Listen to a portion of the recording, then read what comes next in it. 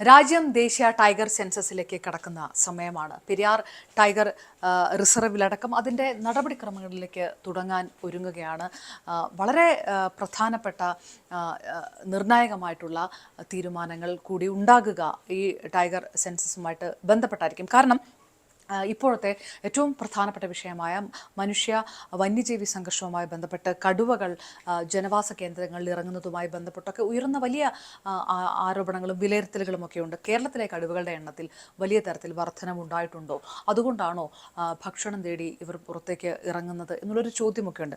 ദേശീയ tiger census നടക്കുന്ന സമയത്ത് അതിൻ്റെ സ്റ്റേറ്റ് കോർഡിനേറ്റർ കൂടി നമുക്കൊപ്പം ചേരുകയാണ്. CCF കൂടിയായിട്ടുള്ള പെരിയാർ ടൈഗർ റിസർവിൻ്റെ CCF കൂടിയായിട്ടുള്ള ശ്രീ പ്രമോദ് PP കൂടി നമുക്കൊപ്പം ചേരാം.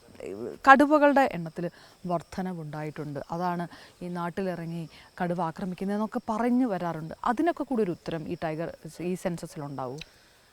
ഓൾ ഇന്ത്യ ടൈഗർ എസ്റ്റിമേഷൻ എന്നാണ് ഈ കണക്കെടുപ്പിനെ വിളിക്കുന്നതെങ്കിലും ശരിക്കും ഇതൊരു കണക്കെടുപ്പ് അക്ഷരാർത്ഥത്തിലല്ല. ഇതൊരു ആവാസ വ്യവസ്ഥയുടെ മൊത്തത്തിലുള്ള ഒരു നിലവാരം അളക്കലാണ്. എക്കോസിസ്റ്റത്തെ ഹെൽത്ത് മനസ്സിലാക്കുന്ന ഒരു സംവിധാനമാണ്. അതിൽ കടുവകളുടെ എണ്ണത്തിനെ സംബന്ധിച്ചിട്ടുള്ള കാര്യങ്ങൾക്ക് പ്രാധാന്യം കൊടുക്കുന്നു എന്നുള്ളതാണ്. 2006 മുതലാണ് ഇത്തരത്തിലൊരു സെൻസസ് ഇപ്പോഴത്തെ രീതിയിലുള്ള all India tiger estimation all India തലത്തിൽ ഇപ്പോഴും നടത്തുന്ന രീതിയിൽ നടത്താൻ തുടങ്ങിയത്. അപ്പോൾ അതിൽ 2000 താഴെ കടുവകളാണ് അത്തരം അന്ന് നടത്തിയിരുന്നത്. 2006 സെൻസസ് നടത്തിയിരുന്ന കാലത്ത് അല്ലെങ്കിൽ എസ്റ്റിമേഷൻ നടത്തിയിരുന്ന കാലത്ത് കണ്ടെത്തിയിരുന്നത്. കാലാന്തരത്തിൽ ഓരോ 4 വർഷം കൂടുമ്പോഴും അത് നടത്തുന്ന ഒരു രീതിയിൽ വന്നിട്ട് ഇപ്പം നടക്കുന്ന 2025-26 കാലഘട്ടത്തിൽ നടക്കുന്ന 6ാമത്തെ സൈക്കിളാണ്. ഓരോ 4 വർഷം കഴിഞ്ഞിട്ടുള്ള 6ാമത്തെ സൈക്കിളാണ്. നേരത്തെ ചോദ്യത്തിലുള്ള മറുപടിയിലേക്ക് വരികയാണെങ്കിൽ കടുവകളുടെ എണ്ണത്തിൽ വളരെ ഈ കഴിഞ്ഞ ഒരു 4 വർഷം മുമ്പ് അല്ലേ? അപ്പോൾ ഏകദേശം ഒരു കണക്ക് എങ്ങനെയാണ്? 2022 കണക്ക് നോക്കുകയാണെങ്കിൽ 3682 കടുവകളാണ് ഇന്ത്യ ഒട്ടുക്കുള്ളത്. അതിൽ നിന്ന് മാർജിനൽ ഇൻക്രീസ് ആയിരിക്കും സാധാരണ ഇതിൽ ഉണ്ടാകാൻ സാധ്യത. കാരണം 2006 കേരളത്തിലെ ഒരു കണക്കായിട്ട് കേരളത്തിൽ 213 കടുവകളാണ് കേരളത്തിൽ ആകെ ഉള്ളതായിട്ട് കഴിഞ്ഞ എസ്റ്റിമേഷനിൽ കണക്കാക്കിയിട്ടുള്ളത്. അതിൽ ഇപ്പോഴത്തെ കണക്കെടുപ്പിൽ നമുക്ക് എത്രത്തോളം ആകും എന്നുള്ളതിനെ സംബന്ധിച്ചിട്ട് ഒരു കണക്കിനി വരാനിരിക്കുന്നതേ ഉള്ളൂ. വളരെയധികം കൂടാനുള്ള സാധ്യതയൊന്നുമില്ല. വളരെ മാർജിനലായിട്ടുള്ള ഇൻക്രീസ് ഉണ്ടല്ലോ. അപ്പോൾ ഈ കടുവ ഈ നാട്ടിലിറങ്ങി നരഭോജി കടുവ അത് അങ്ങനെ ഒരു വലിയൊരു വർധനവ് ഇവിടെ ഇല്ല, അങ്ങനെയാണ് അല്ലേ? കടുവ അല്ല അങ്ങനെ കടുവയെ നരഭോജി എന്ന് ബ്രാൻഡ് ചെയ്യുന്നതിന് മുമ്പ് തന്നെ അത്തരത്തിൽ ഉള്ള സാഹചര്യങ്ങൾ വളരെ കുറവാണ്. കേരളത്തിലല്ല മറ്റ് പ്രദേശങ്ങളിലും വളരെ കുറവാണ് എന്നുള്ളതാണ്. കടുവയുടെ ആവാസ വ്യവസ്ഥയിൽ നിന്ന് പുറത്തു വരാനുള്ള കാരണങ്ങൾ പലതാണ്. അതിൽ പ്രധാനമായിട്ടും വയസ്സായിട്ട് ഇര പിടിക്കാൻ കഴിവില്ലാത്തതോ അല്ലെങ്കിൽ മറ്റേതെങ്കിലും പരിക്കുകൾ ഉണ്ടാകുമ്പോഴോ തീർച്ചയായിട്ടും എളുപ്പമുള്ള ഇരയെ കണ്ടെത്തുന്നതിൻ്റെ ഭാഗമായിട്ട് അല്ലെങ്കിൽ കിട്ടാനുള്ള സാധ്യത ഒരു പക്ഷേ നാട്ടിലായിരിക്കും എന്നുള്ളത് കൊണ്ട് ആയിരിക്കാം നാട്ടിലേക്ക് കടുവ വരുന്നത്. അത് മനുഷ്യനെ ഉന്നം വെച്ച് ഇറങ്ങുന്ന കടുവകൾ നമുക്ക് പറയാൻ സാധിക്കില്ല. മറ്റ് കന്നുകാലികളുണ്ട്, നായകളുണ്ട്, കാട്ടിലേക്ക് ഇറങ്ങി അരികിൽ കാണുന്ന കാട്ടുപന്നികളുണ്ട്. ഇതൊക്കെ ആയിരിക്കാം പലപ്പോഴും ലക്ഷ്യമായിട്ടുള്ളത്. അതിന് കൃത്യമായിട്ടൊരു ലക്ഷ്യത്തോടുകൂടി ഇറങ്ങി വന്ന് നരഭോജികളായി മാറി നമ്മൾ ബ്രാൻഡ് ചെയ്യുന്നത് പോലെ ഒരു സംവിധാനം ഉണ്ടാകാൻ സാധ്യതയൊന്നുമില്ല. ഈ ടൈഗർ സെൻസസ് എൻ്റെ ഒരു പ്രത്യേകത അതെങ്ങനെയാണ് എടുക്കുന്നത്? രാത്രി പോയിട്ടൊക്കെയാണോ? അതെങ്ങനെയാണ്? ഇത് ഒരു 4 ഫേസുകളായിട്ടാണ് ടൈഗർ എസ്റ്റിമേഷൻ നടത്തുന്നത്. 4 ഫേസ് എന്ന് പറയുന്നത് ഫേസ് 1 എന്ന് പറയുന്നത് ഒരു 8 ഡേ പ്രോട്ടോകോൾ എന്ന് പറയും. 8 ദിവസം നീണ്ടു നിൽക്കുന്ന ഒരു സാമ്പിളിംഗ് ആണത്. നമ്മുടെ കേരളത്തിലെ മാത്രം കാര്യം പറയുകയാണെങ്കിൽ കേരളത്തിലെ കണക്കെടുപ്പിൽ 673 ബ്ലോക്കുകളായിട്ട് ഈ സാമ്പിളിംഗ് നടത്തുന്ന ഏരിയകൾ തിരിച്ചിട്ടുണ്ട്. ആ ബ്ലോക്കിൽ ആദ്യത്തെ 3 ദിവസം 5 കിലോമീറ്ററിൽ കുറയാതെ ഒരു ട്രയലിൽ കൂടെ നമ്മുടെ സ്റ്റാഫ് നടക്കുകയാണ്. സ്റ്റാഫും സപ്പോർട്ട് ചെയ്യുന്ന വോളണ്ടിയേഴ്സ് ഉൾപ്പെടെയുള്ള ആൾക്കാർ നടന്നിട്ട് അതിനകത്ത് ഈ കാർണിവോറസ് ആയിട്ടുള്ള ഈ മാംസഭോജികളായിട്ടുള്ള ടൈഗർ, അതിൻ്റെ കോപ്രിഡേറ്റഡ് ലെപ്പേർഡ് ഉൾപ്പെടെയുള്ള അനിമൽസിൻ്റെ സൈൻസ് നമ്മൾ നോക്കി പോവുകയാണ് ചെയ്യുന്നത്. അതിന് ഡയറക്റ്റ് ആയിട്ടുള്ള സൈറ്റിംഗ് ഉണ്ടാവും. കാൽപ്പാടൊക്കെ വെച്ചിട്ട് കാൽപ്പാട് ഒരു സൈനായിട്ട് കണക്കാക്കാൻ പറ്റും. ഇതിൻ്റെ അടയാളങ്ങൾ, അതിൻ്റെ പക്ഷെ അതിപ്പോൾ റിപ്പീറ്റ് ചെയ്യില്ല, അത് ഒരേ കടുവ തന്നെ നടന്നു പോയ വഴി വീണ്ടും. തീർച്ചയായിട്ടും ഇത് ഈ കടുവ എന്ന് പറയുന്ന ഒരു ടെറിട്ടോറിയൽ അനിമലാണ്.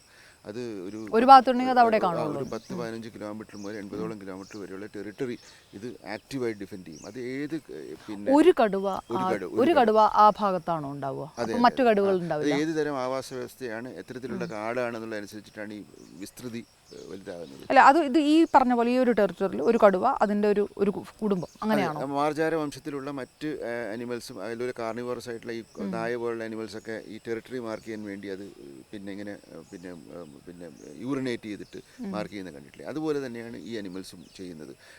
ഒറ്റയ്ക്ക് കാണപ്പെടുന്ന സോളിറ്ററി ആയിട്ടൊരു അനിമലാണ് കടുവ എന്ന് പറയുന്നത്. അത് ബ്രീഡ് ചെയ്യുമ്പോഴേക്കും അതിൻ്റെ മെയ്റ്റ് കൂടെ ഉണ്ടാവും. കുഞ്ഞുങ്ങളായി കഴിയുമ്പോൾ അമ്മയുടെ ഒപ്പം അത് ഒരു വർഷത്തോളം കുഞ്ഞുങ്ങൾ അമ്മയോടൊപ്പം ലിറ്റർ അമ്മയോടൊപ്പം കാണും. അത് കഴിയുമ്പോഴേക്കത് പിന്നെ അതിൻ്റെ ടെറിട്ടറി തേടി പോവുകയാണ്. ആ ടെറിട്ടറി എന്ന് പറയുന്നത് പിന്നെ ഒരു കടുവയാണ് ഒരു ഭാഗത്ത് തന്നെ ആ ടെറിട്ടറിയിൽ താമസിക്കുന്ന ഇതാണ്. തീർച്ചയായിട്ടും ടെറിട്ടറി ഐഡന്റിഫൈ ചെയ്ത് കഴിഞ്ഞാൽ ആ ടെറിട്ടറിയിലായിരിക്കും ഒരു കടുവ ഉണ്ടാവുക. പിന്നെ അത് ആക്റ്റീവായിട്ട് ആ ടെറിട്ടറി ഡിഫെൻഡ് ചെയ്യുകയും ചെയ്യും.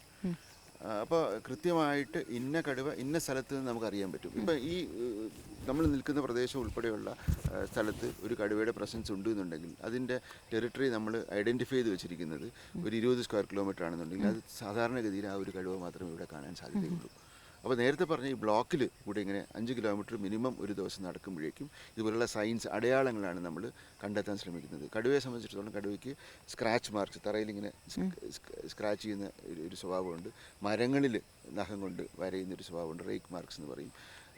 പിന്നെ അതുപോലെ തന്നെ നേരിട്ടുള്ള സൈറ്റിങ്ങിനുള്ള സാഹചര്യങ്ങളുണ്ടാകും.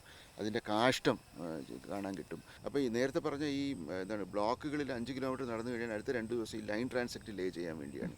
6, 7, 8 ദിവസങ്ങൾ ഈ ട്രാൻസെക്റ്റിൽ കൂടെ നടന്നിട്ട് ഈ പ്രേ സ്പീഷീസ് എന്ന് പറയുമ്പോൾ മാനും പിന്നെ എന്താ മ്ലാവും കാട്ടുപോത്തും ഒക്കെ ഉള്ള ആനയൊക്കെ ഉൾപ്പെടുന്ന മെഗാ ഹെർബിവോറസിനെ ഐഡൻറ്റിഫൈ ചെയ്യുക, അതിൻ്റെ ഡയറക്റ്റ് സൈറ്റിംഗ് നോക്കുക എന്നുള്ള കാര്യങ്ങളാണ് 6, 7, 8 ദിവസങ്ങളിൽ നടത്തുന്നത്. ഒപ്പം തന്നെ പുൽമേടുകളുടെ കുറിച്ചുള്ള എന്താണ് കാണുന്ന സസ്യജാലങ്ങളുടെ മാറ്റങ്ങൾ എന്തെങ്കിലും ഉണ്ടെങ്കിൽ അതിനെപ്പറ്റിയുള്ള ഡേറ്റ ശേഖരണം, വൃക്ഷങ്ങളെ സംബന്ധിച്ചിട്ടുള്ള അറിവുകൾ കളക്ട് ചെയ്യുക, അത്തരത്തിലുള്ള കാര്യങ്ങളും അതിനൊപ്പം നടക്കും. അപ്പോൾ ഈ ഫേസ് 1 എന്ന് പറയുന്നതിൽ കഴിയും. ഫേസ് 1 ഡേറ്റയുടെ അനാലിസിസ് ആണ് ഫേസ് 2 എന്ന് പറയുന്നത്. വൈൽഡ് ലൈഫ് ഇൻസ്റ്റിറ്റ്യൂട്ട് ഓഫ് ഇന്ത്യയാണ് നടത്തുന്നത്.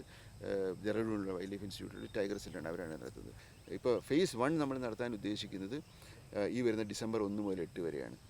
ഫേസ് 3 നടത്തുന്നത് ഫെബ്രുവരി 2 മുതൽ മാർച്ച് 1 വരെയാണ് 2026. ഇപ്പം നടക്കാൻ നമ്മൾ ഇതിൻ്റെ പ്രിപ്പറേറ്ററി ഫേസിലാണ്. ഇപ്പം നവംബർ 17 തീയതി മുതൽ ട്രെയിനിങ് നമ്മുടെ സ്റ്റാഫിന് കൊടുക്കുകയാണ് ചെയ്യുന്നത്. കടക്കുകയാണ്. അപ്പോൾ ഫെബ്രുവരിയിൽ ഈ ക്യാമറ ട്രാപ്പിംഗ് എക്സസൈസ് കഴിയുമ്പോൾ ഫെബ്രുവരി 1 മുതൽ മാർച്ച് 2 വരെയുള്ള കാലഘട്ടത്തിൽ ക്യാമറ ട്രാപ്പിംഗ് കൂടെ കഴിയുമ്പോൾ ആ ഡേറ്റയും കളക്ട് ചെയ്തിട്ട് ഇതെല്ലാം ചേർത്തിട്ട് ഇതൊപ്പം തന്നെ ഡങ് സാമ്പിൾസും നമ്മുടെ സ്കാറ്റിൻ്റെ, അതായത് ഈ കടുവയുടെ കാഷ്ടത്തിൻ്റെ സാമ്പിൾസും ഒക്കെ എടുക്കുന്നുണ്ട്. ഇതൊക്കെ നമ്മൾ WAയിലേക്ക് എൻ്റെ ബാക്കി അനാലിസിന് വേണ്ടി അയച്ചു കൊടുക്കുന്നുണ്ട്. ഏപ്രിൽ 26 ആകുമ്പോഴേക്കും ഈ ഡീറ്റെയിൽസ് മൊത്തമായിട്ട് നമ്മളിവിടെ കളക്ട് ചെയ്ത ഡേറ്റ അയച്ചു കൊടുത്തിട്ട് അവിടെ പ്രോസസ്സിംഗ് ആണ് നടത്തുന്നത്. ഫൈനലി ഓൾ ഇന്ത്യ ലെവലിലാണ് ഞാൻ പറഞ്ഞത് 2028-2029 ഇത് പബ്ലിഷ് ചെയ്യുമെന്ന് പറഞ്ഞു. ഓക്കെ, വളരെയധികം നന്ദി സാർ.